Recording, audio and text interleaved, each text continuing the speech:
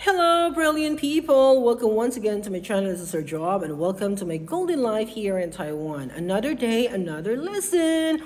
In today's video, I'm going to answer the most difficult question ever. Mahirap talaga siyang basahin, mga te. Sabay-sabay tayong basahin together.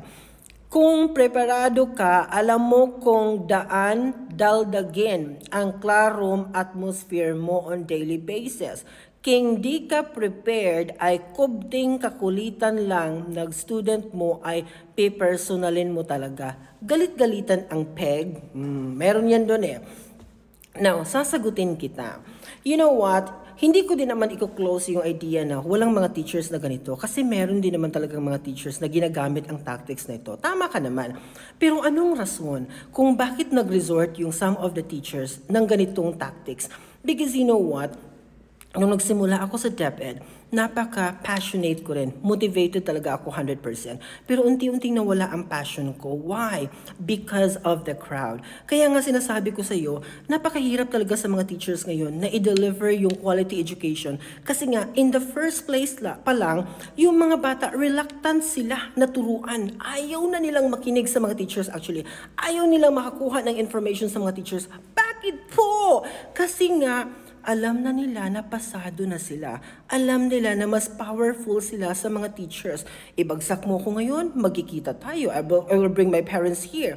Something like that. So, wala na talagang gana ang mga students ngayon na gawin yung mga task na inihanda ng kanilang mga teachers. But long time ago, sir, alam mo, napaka-passionate talaga ng mga teachers. Kasi kami mga teachers, alam namin, bago namin tinahak ang profession na to, alam namin kung ano yung function namin sa society. Kaya kung sasabihin mo sa amin na nag-teacher kami dahil sa pera, no. Hindi po, alam po namin na hindi kami yayaman sa pagiging isang teacher. It is our passion to transfer knowledge to the students. Yan po ang punto kung bakit kami nag-teacher. Kaya lang, along the line, nawalan kami ng passion, it's because of the crowd that we have. Totoo talaga yan. While nagdi-discuss ka, nagme-make up yung iba doon, nagtatawanan, at hindi mo sila pwedeng i-call out because of the society today. Pwede kang mag-viral if i-call out mo yung mga estudyante na may ginagawang something at the back while you are discussing your lesson. Now, ibabalik ko sa iyo yung argument mo. Ano ang ginawa mo as a parent para mag-control ang ganitong system? Diba? Dapat may gawin ka. Kung may anak ka, dapat may gawin ka para ma-focus yung anak mo, para ma-excite siyang matuto every single day. Hindi yung ipapasa mo yung responsibility na yan sa mga teachers. Okay?